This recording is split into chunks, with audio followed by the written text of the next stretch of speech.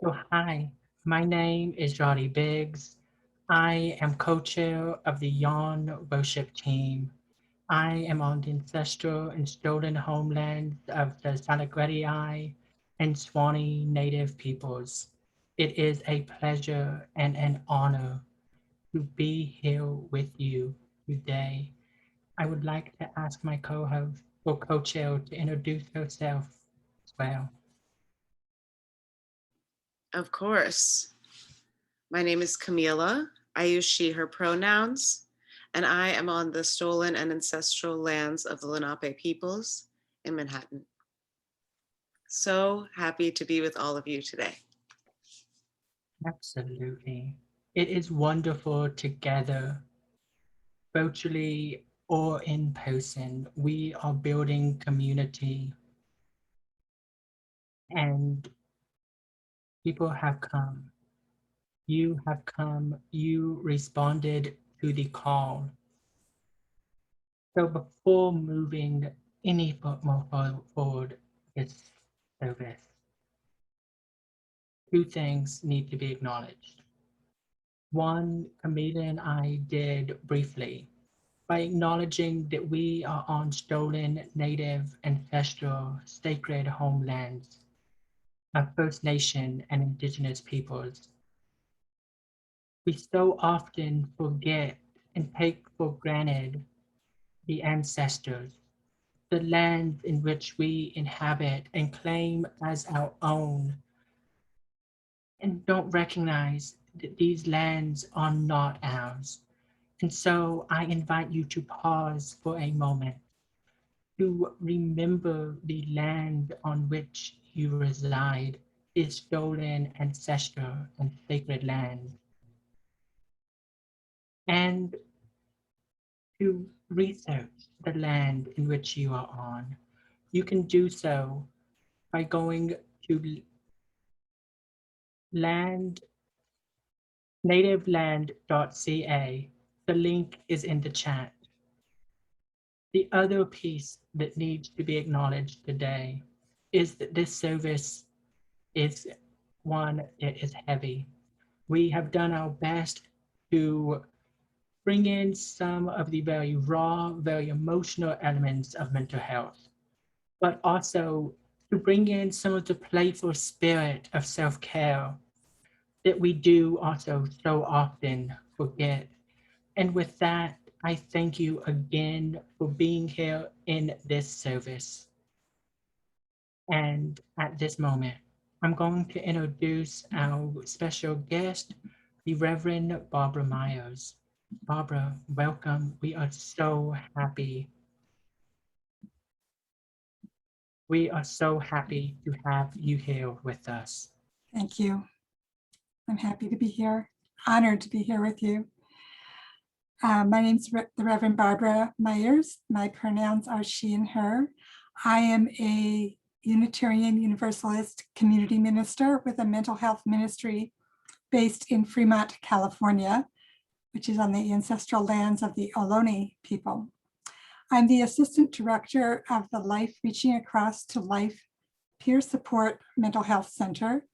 I'm the author of a curriculum on mental health for congregations and also of the book Held, Showing Up for Each Other's Mental Health, published by Skinner House Books in July of last year. I am also the president of the board of the UU Mental Health Network. So it's really wonderful to be here today. I'll start out with singing some opening words, actually. Every night and every morn, some to misery are born. Every morn and every night, some are born to sweet delight. Joy and woe are woven fine, a clothing for the soul divine. Under every grief and pine runs Arms of joy with silk and twine. It is right, it should be so. We were made for joy and woe, and when this we rightly know, safely through the world we go. It's one of my favorite hymns. The words were from William Blake, a poem that he wrote in the mid-1800s called Auguries of Innocence. He was one who struggled with mental health difficulties himself, and reading means a lot to me. I start with a reading from my book as an opening reading to this service. Dr. Mark Reagans was a staff psychiatrist at The Village, an integrated service agency in Long Beach, California, that is renowned for its success in treating some of the most difficult psychiatric cases, often involving homelessness, schizophrenia, and substance abuse. And he says, when I ask psychiatric patients who have done well what I did that was helpful to them, they almost always recount some moment of human connectedness. It was when you hugged me and I could tell you knew how much it pained me to have my child taken away. Or it was when you believed in me when I couldn't believe in myself. Or it was when you lent me $5 even though I know you're not supposed to. Or it was when you drove me home from the hospital in your car, even though I was smelly. Or it was when I knew you really cared and you wouldn't give up on me. In other words, it was when they were the recipient of an act of human kindness, or when someone believed in them. These moments are what help in healing. And here's where the faith community comes in. People of faith are experts, or they can be experts in human kindness. We can believe in people. We can see something inside of them that they aren't able to see themselves. We can give acceptance and love even when an illness is untreated or a person feels hopeless. And these may be central factors in recovery. For a chalice lighting, I want to read the words of the Reverend Kathleen McTeague. Into this home, we bring our hunger for awakening. We bring compassionate hearts and a will towards justice. Into this home, we bring the courage to walk on after hard losses. Into this home, we bring our joy and our gratitude for ordinary blessings. By our gathering, we bless this space. In its shelter, we know ourselves blessed. Thank you.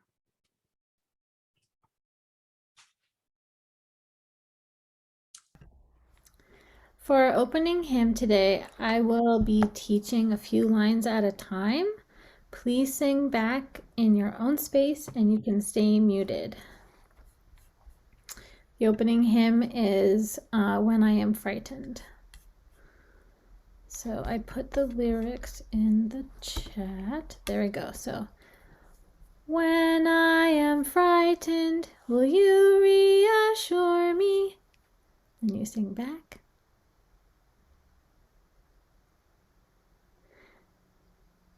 When I'm uncertain, will you hold my hand?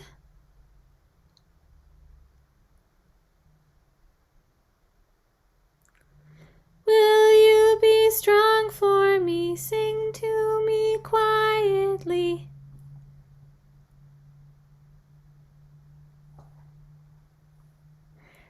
Will you share some of your stories with me?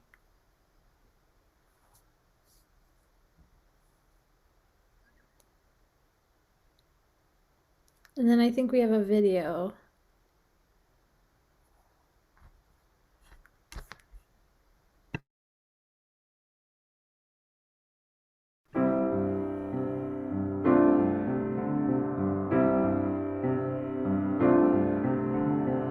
When I am frightened, will you reassure me?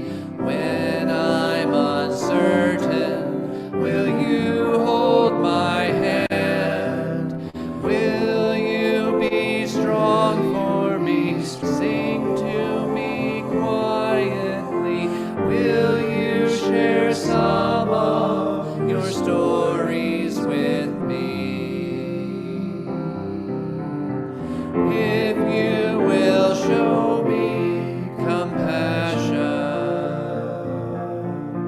then I may learn to care as you do. Then I may learn to care. When I am angry, will you still embrace me? When I am thoughtless, will you understand? Will you believe in me? Stand by me willingly. Will you share some of your questions with me? If you will show me acceptance, then I may learn to give as you do. Then I may learn to give. When I am troubled, will you listen to me? When I am lonely, will you be my friend? Will you be there for me? Comfort me tenderly. Will you share some of your feelings with me? If you will show me commitment, then I may learn to love as you do. Then I may learn to love.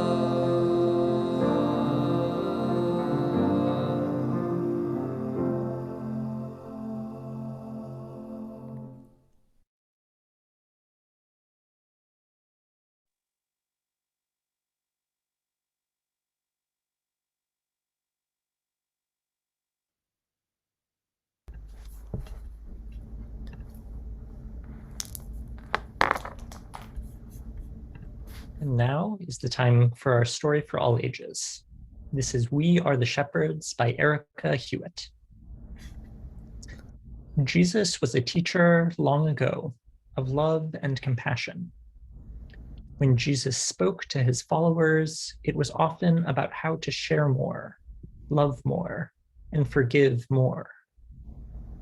Jesus also talked a lot about the great unfolding mystery named love. He called it God the way that many other people do. Sometimes Jesus's followers needed help to understand his teachings, so he told stories to help them understand. We call those parables. This is one of the parables that Jesus told his followers. It's about a shepherd. A shepherd is someone who cares for sheep, who makes sure their bellies are full and they're safe from predators, because a lot of critters would hurt a sheep if they could. In the days when Jesus told this story, a shepherd wouldn't have a fancy pen or corral for her sheep. There was no fence to create a big space for her flock. Instead, she would have had to take her sheep out into the hills to fill their bellies. In this parable, the shepherd didn't just have 1 or 4 or 10 sheep. She had 100 sheep. At the beginning of each day, the shepherd took all 100 sheep to the hills of green grass and counted to make sure that they were all there. At the end of the day, she brought them home again, counting to make sure that all 100 sheep had come home.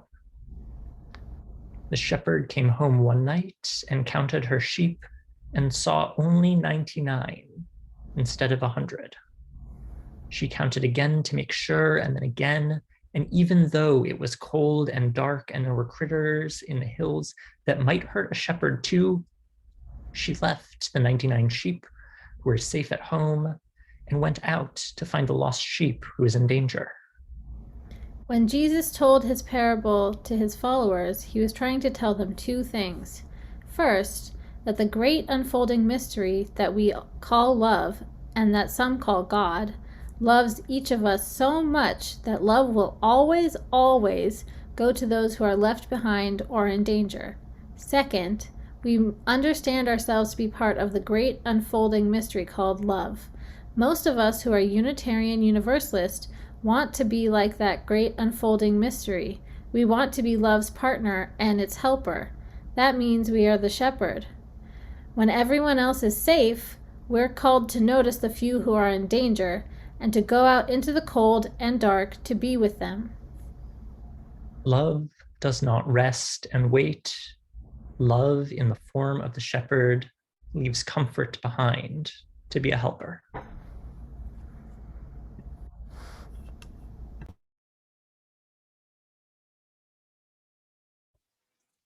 Now is the time in our service that is set aside for joys and concerns. In just a moment, I will invite you to place those in the chat.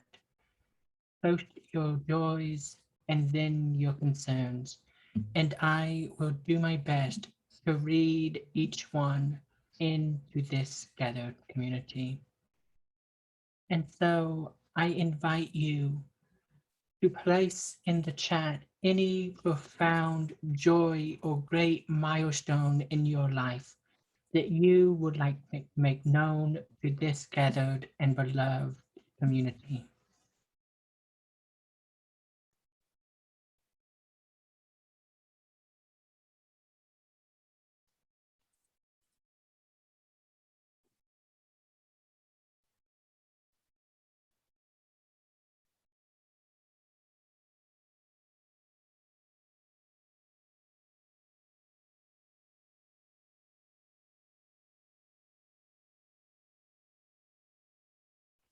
Joy for getting a second vaccine shot.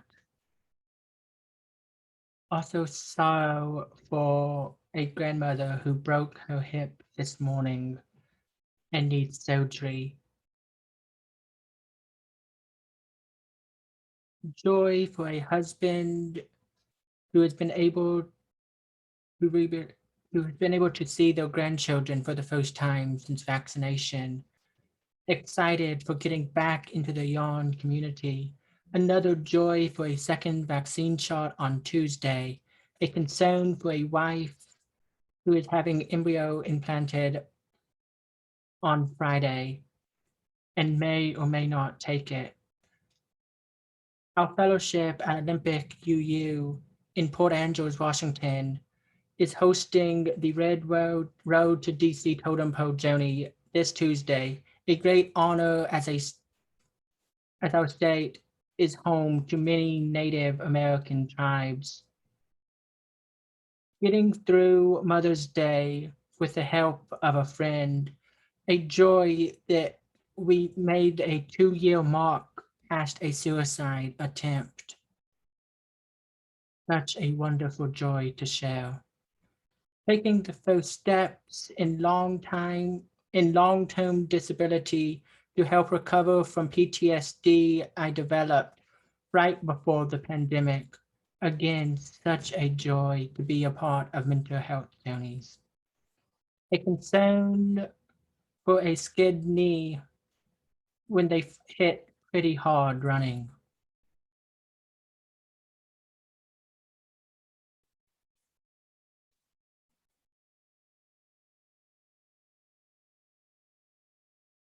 Joy for being here now. I will pause for a moment more.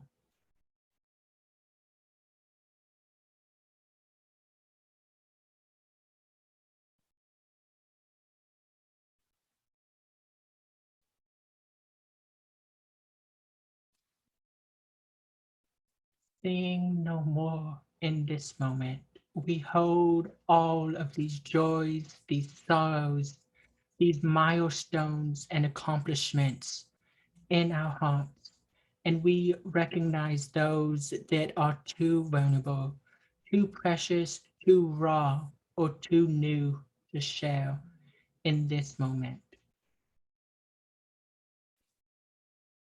And now for our meditation, I invite our tech team to bring that forward. Thank you for your witness.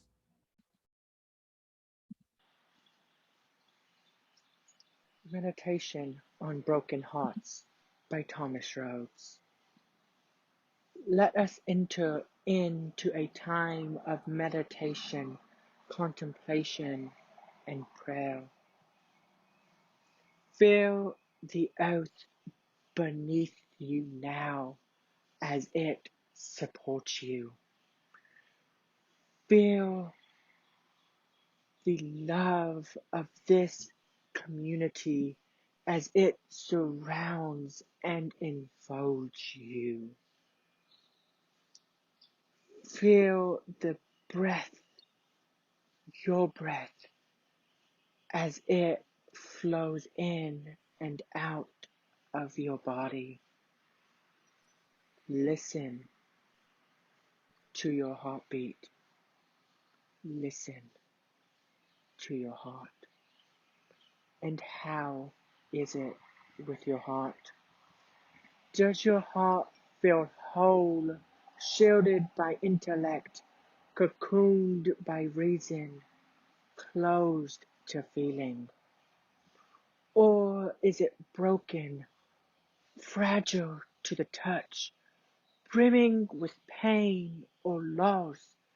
Has your heart been broken and healed so many times that it now lies open to the world, knowing that true growth comes not without pain, that tears may wear down barriers, that we may carry our hearts, that we may carry the hearts of others, even when our own is too heavy for us to bear.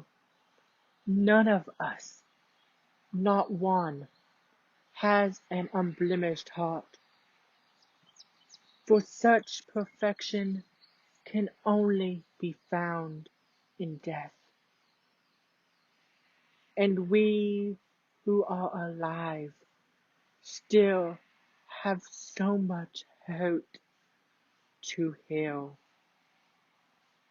So let us give thanks. Let us give thanks for the broken places in our hearts and in our lives.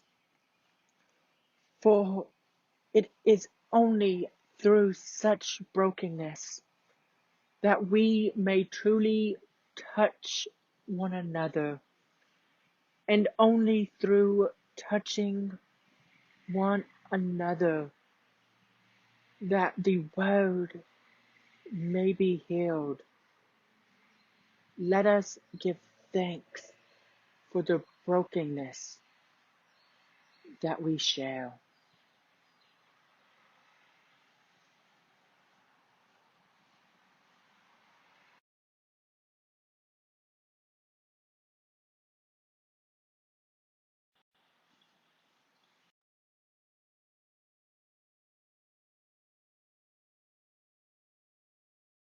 Be lords unto yourselves, be your confidence. Hold to the truth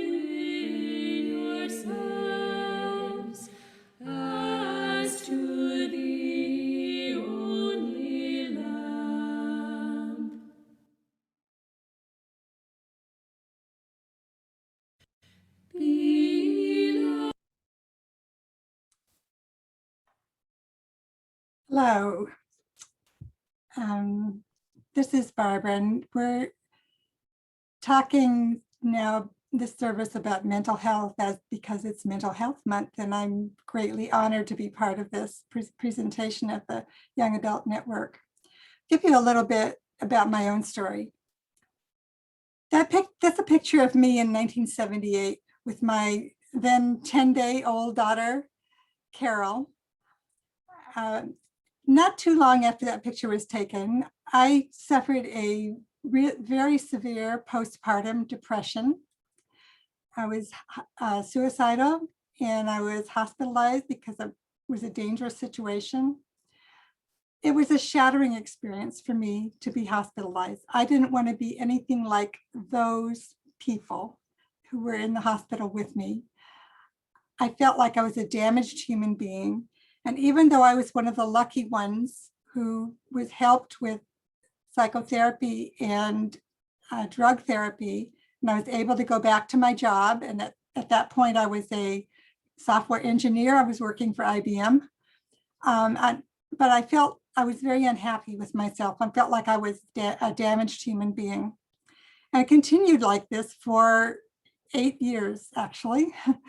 When my daughter was 8 years old, I finally said to myself, I don't want to live my life like this anymore, thinking of myself in such a negative way. And I went back to my therapist, a psychiatrist who had taken care of me in the hospital. And I told him I really wanted to get into an intense period of examination of my life and try to understand what it was that was wrong. And I'm willing to make any changes in my life that would lead me to a type of life that wasn't so terribly unhappy.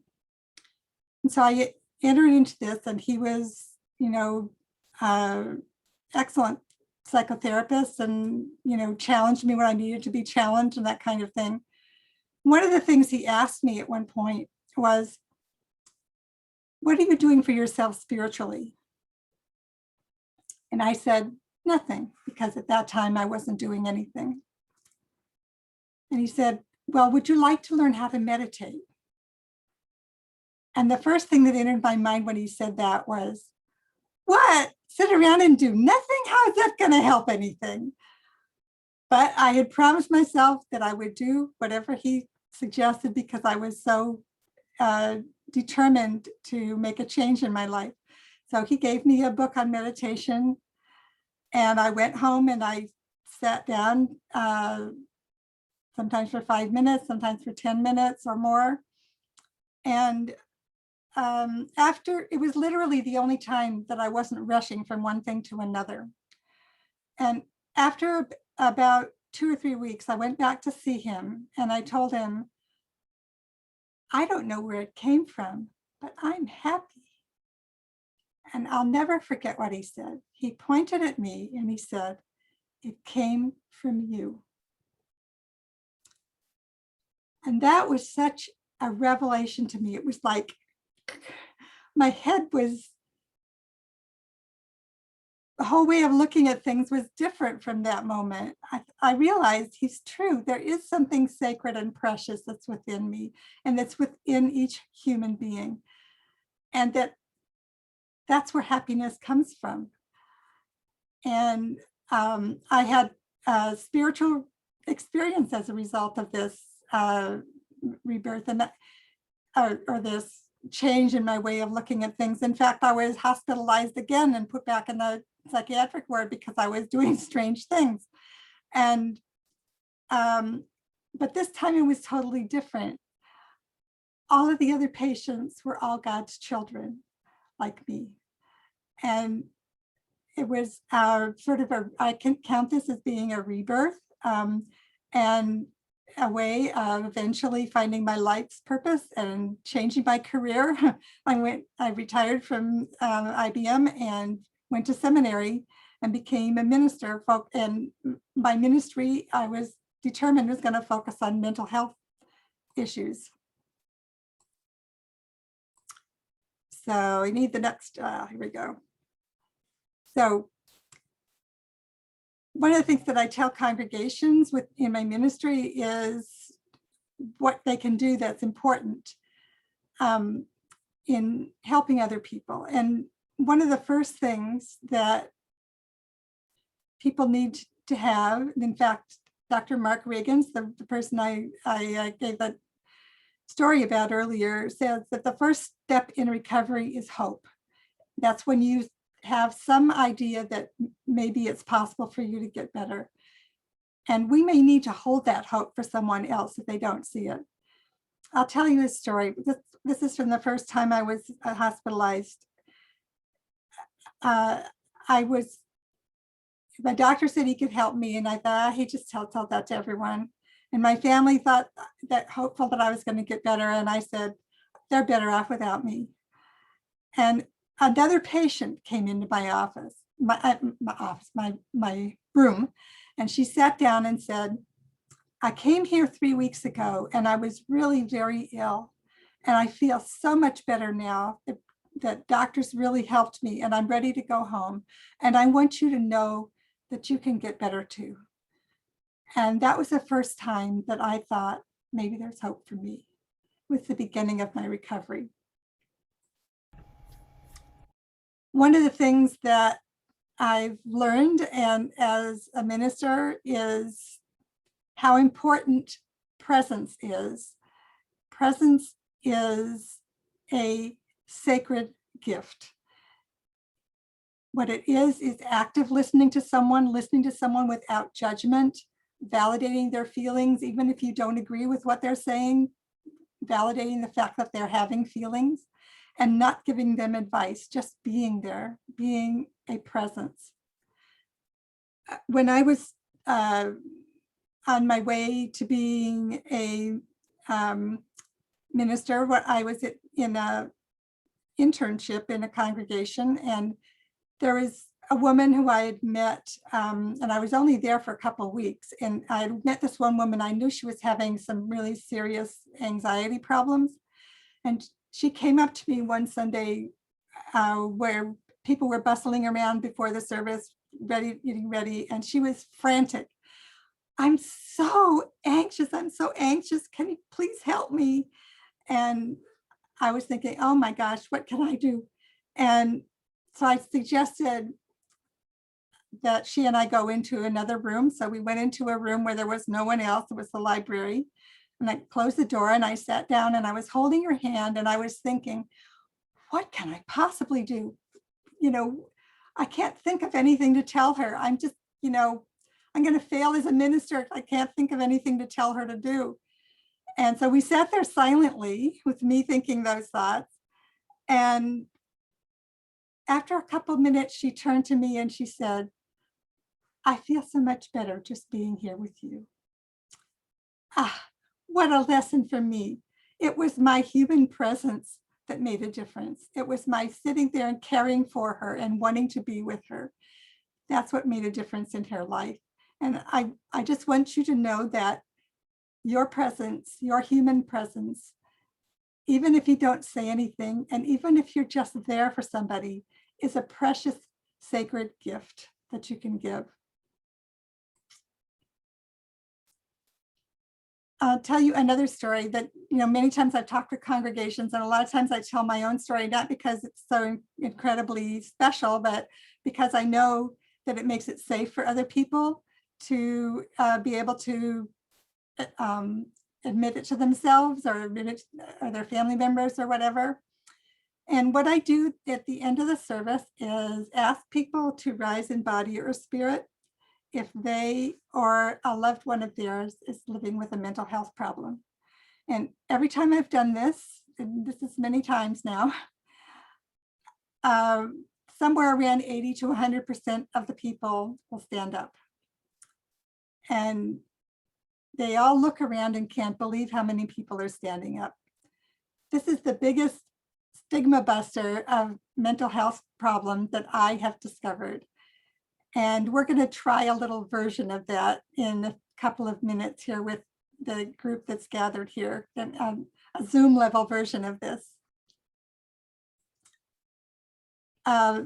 This is a picture of the book that came out from Skinner House Books last year that I wrote, Held. It has a study guide that's included. so that it can be used for a group read in a congregation. And in fact, that's what my fondest wish is, that that's what people will do with it, with the book. And I was greatly honored to be asked to write the book, and I hope that you find it helpful. So now we're going to put up a poll. Roddy's going to put up a poll.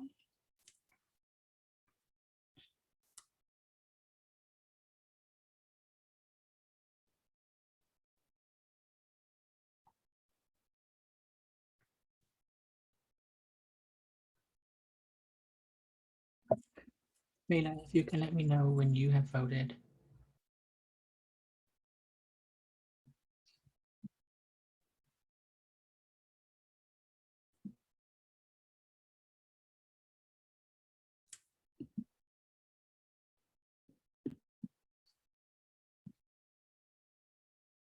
Okay, I think just about everyone has responded.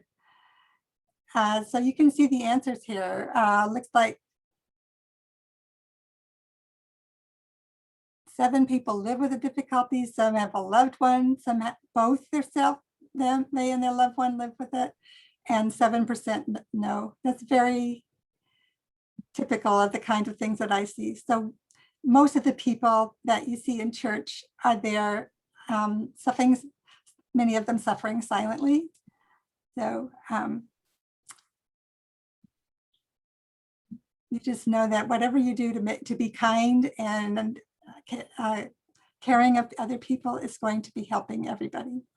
So thank you so much.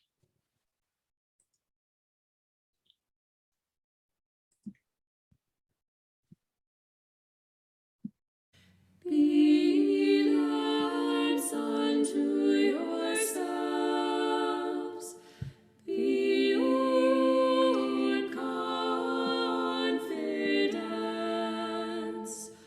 Hold to the truth within yourselves, as to the only lamp.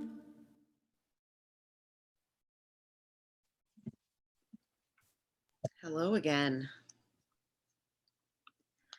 So I'm going to share a short story of when I was a junior high youth group advisor. So we used to do this activity where we would, get a book, find a quote in the book, like a nice sized quote, and sit there, and the junior high youth group would listen to the quote and take it in, and we would invite reflections from the group. So at this time in my life, I was working at a job that I loved, and I just kept feeling like something was missing, like that something is missing feeling. I was having that, and I was like working hard, striving for my happiness, and like, I don't know, I just kept being like disappointed, like constantly disappointed, and mostly disappointed that I wasn't feeling happy all the time. Like it was supposed to be constant because I was working hard to have it. So why wasn't I having it? So putting that aside, in the youth group, we read a quote about striving and grinding to achieve happiness. And so I interpreted the quote like, work hard, work hard, and so then you will achieve happiness. And so I was like, okay, like maybe I need to like rethink my goals because I'm working hard, but like it's not there. So like maybe I need to like shift something about myself that I'm doing. And yeah, my mind was just racing. So anyway, we opened the floor for discussion, and I'm glad I was an advisor in this moment because it allowed me to lean back and lean out of the space and let the youth take over the space and speak. And, a few youth said some things that were kind of similar to what I was thinking and, trying to achieve happiness. And then there was this one young person who was usually shy to speak up. And this person says, Well, the thing about happiness is that it's an emotion. So it changes. So it's an emotion and it's supposed to flow and change. So you can work hard for happiness, but it can come and go. I needed to hear that in that moment. I knew that I needed to push myself and work hard and things like this, but realizing that happiness was an emotion and hearing that perspective was something that just, it was such a relief. You know, I just knew and needed to recognize that things were going to flow. And also that I didn't need to bottle up my disappointment because it was like eating away at me because I had all the things in line. So I was supposed to be happy so I could project happiness even if I wasn't feeling it. And like that moment in that space just allowed a release just to see what was happening and take in what was happening with myself. So anyway, I mean, really there's much more, of course, to my story and mental health and all of this, but I did want to take a moment to just share that element of the story in case that was what someone needed to hear. And I want to invite you, we'll have the reflection music in a moment, but if you would like to, if anyone has had a moment in their, you know, that they had a youth group advisor or something of that memory of like the young perspective that just ended up blowing your mind, you can feel free to write that in the chat. Thank you for listening.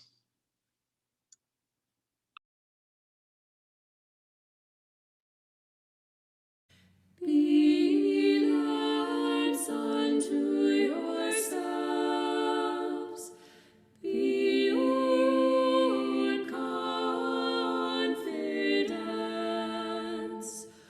Hold to the truth within yourselves, as to the only Lamb.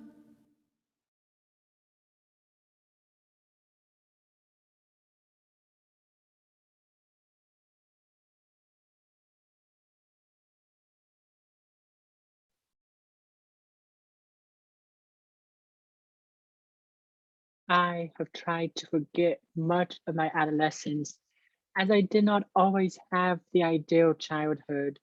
Many events of my childhood had lasting impacts on my mental, physical, and emotional states, creating traumatic lived experiences that to this day I am still in counseling, trying to put the broken, the hurt, and the missing pieces back together. Because of many of the events of my adolescent years, it has been challenging for me to make friends, to trust people, or to display my emotions in healthy ways. I have had a hard time understanding why I do things the way I do, or why I think about things the way I do. It has only been in the last few years as a young adult that things have really began to make sense, and I am learning who I am, something that under the ideal conditions is what adolescence and childhood are all about. All of this to say that if I could go back and relive my childhood years and things be different, that I wouldn't. I wouldn't, because I have grown into the person I am today because of my childhood. And for the most part, I am happy with who I am today. The rest will take time, but I have my whole life ahead of me to learn how to love myself and who I am. And I'm in no real hurry to do so. Growing up a mixed race queer kid in the South in a upper middle class adopted family, I was often very aware of my minority group status at family gatherings. I always knew that I was adopted, so that was never the issue, like it was with some who are adopted and find out later in life. I also was never treated differently by my family because of being adopted. I was, however, treated differently by some members of my family after coming out. But at the end of the day, I knew they still loved me. My minority group status challenges were always my own self-awareness and social groups awareness that I was different from those around me. For years, this self-awareness and social awareness placed and created emotional and mental impacts on me. I remember trying to conform to whiteness. I also remember trying to be okay with being gay and to move on with my life despite the bullying I was facing. As I have gotten older, I have learned more about what it means to be mixed race and have learned to embrace my mixed race identities. I have also become more comfortable in my queerness. Still, it has not been easy as I have had to unlearn many of my childhood socially constructed white heteronormative norms as I strive to embrace this queer mixed race person that I am and always have been. At 28 years old, having faced adversity after adversity at what seems like every turn, I must say that it feels good to be where I am today in my journey. I started my academic life being told at a young age that I had learning disabilities, dyslexia, and a slight speech impediment when it came to R and L sounds. I was told that going to a university might not be the suitable option for me because of my learning disabilities, and that if I did, I might fail. I was led to believe that I might never graduate high school, let alone hold both an associate's degree and a bachelor's degree, with plans on starting my Master's of Divinity this fall. If you had told me 10 years ago that I would be where I am today, that I would be the person I am today, I would have most likely looked at you and laughed in your face. For I had given up. I believed the lies that I had been told all my life, and I thought that I was not good enough, that I was not good enough for being on this planet, that I was not good enough to have a faith community that loved me, that I was not good enough for college, and the list goes on and on. I believed the lies that I had been told. I was worn down from bullying, mental and physical abuse, and had reached a point where I didn't even know who I was anymore. And honestly, I didn't even care to know. Yes, I knew that I was queer. I knew that I was an activist, a martyr, and an actor. An actor. That is what I was best at. Every day I acted as if I knew what I was doing in my life, in my classwork, in my advocacy work. I acted like I knew who I was. And honestly, I was pretty good at it. The acting, that is, if I do say so myself. For the truth of the matter is that most of the time I had a minimal to no idea what I was doing, at least in the beginning. Over the years, my acting paid off as I became good at what I was doing. I began to understand the world around me. I began to learn about who I was as a person and how I fit into this world. Over the years, mostly since 2017, and having found a faith that loves, nurtures, and supports me in a free and responsible search for truth and meaning, I have learned of and found my worth and dignity. I have grounded myself in a foundation and a faith that I can be proud of. I have found a place I belong and a calling for my life. I know who I am and what it is that I am meant to do with my life. I am to be a Unitarian Universalist minister who is not afraid to say what needs to be said, who is not afraid to welcome the stranger among us.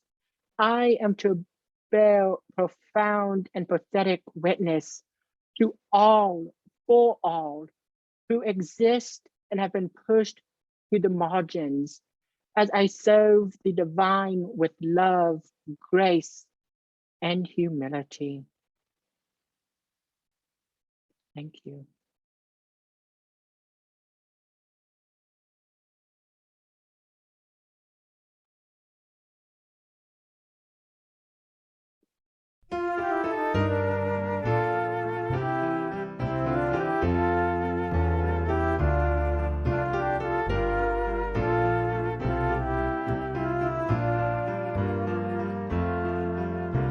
Our lives are full of wonder and our time is very brief. The death of one among us fills us all with pain and grief. But as we live, so shall we die, and when our lives are done, the memories we shared with friends, they will linger on, and we believe in life and in the strength of love, and we have found a place to be together. We have the right to grow, we have the gift to believe that peace within our living is an answer.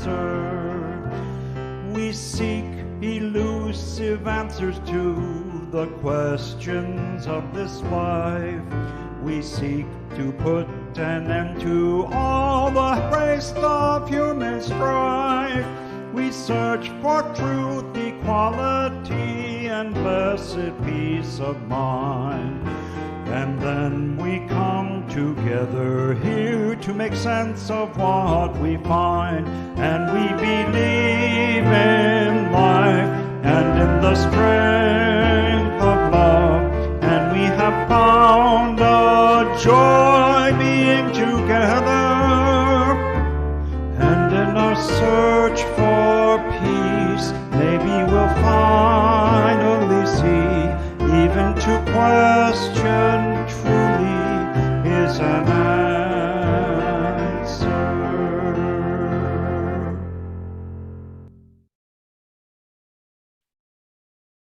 Friends, thank you for being you.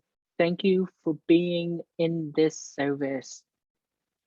In a moment after our benediction and postlude, there will be opportunity to join in community breakout rooms, to share your thoughts and your reflections, and to hold one another in love. For our benediction, I leave you with words that I wrote the first time I gave a service on mental health, because I couldn't find the words to do what was in my heart justice. And so I leave you with this, the pathway to healing. Friends, beloveds, thank you for your witness to all that exist on the margins. Thank you for your service and your commitment to hold yourselves and one another in great and steadfast love. Moving forward from this space, May we continue to nourish spiritual growth. May we continue to travel along a winding pathway to healing from whatever brokenness we individually and collectively hold, knowing that we do not journey this path alone. Blessed be Ashe and Amen.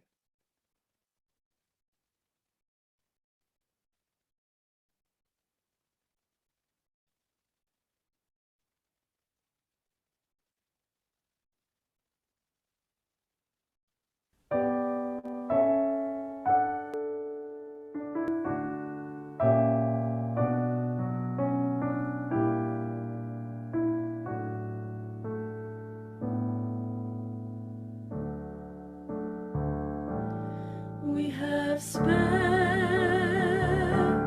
time together, and these holy moments give us strength to go down the winding road until we meet again.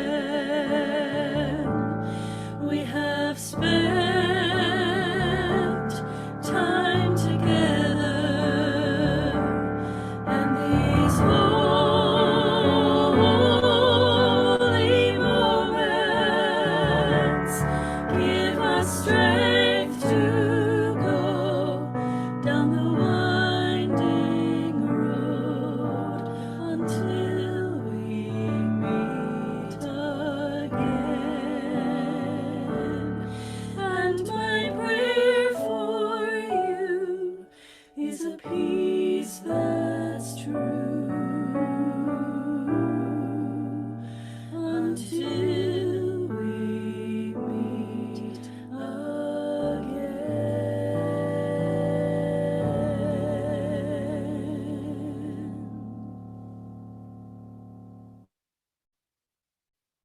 Thank you all again so much for being in this service. I recognize we never extinguished our flame.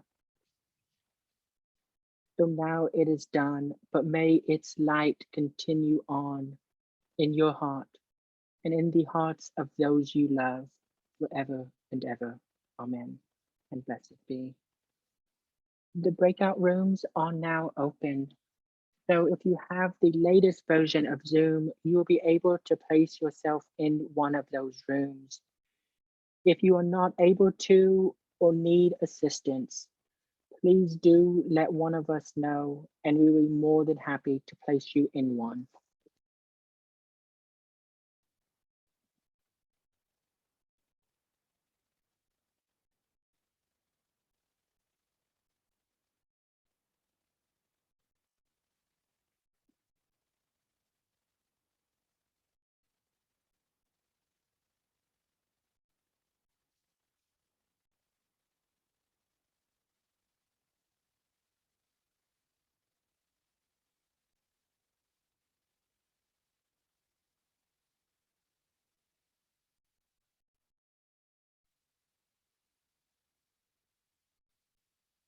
Give me just a second, James, and I will get you into room number 5.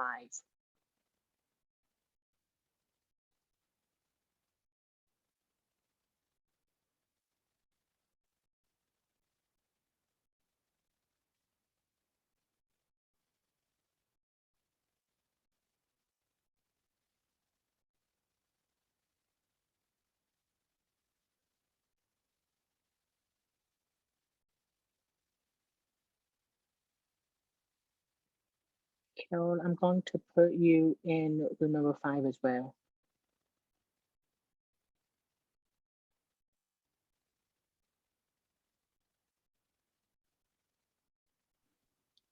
Hi, Roddy. Good job today. Thank I'm going to you. go into that room 5 too. All right, wonderful.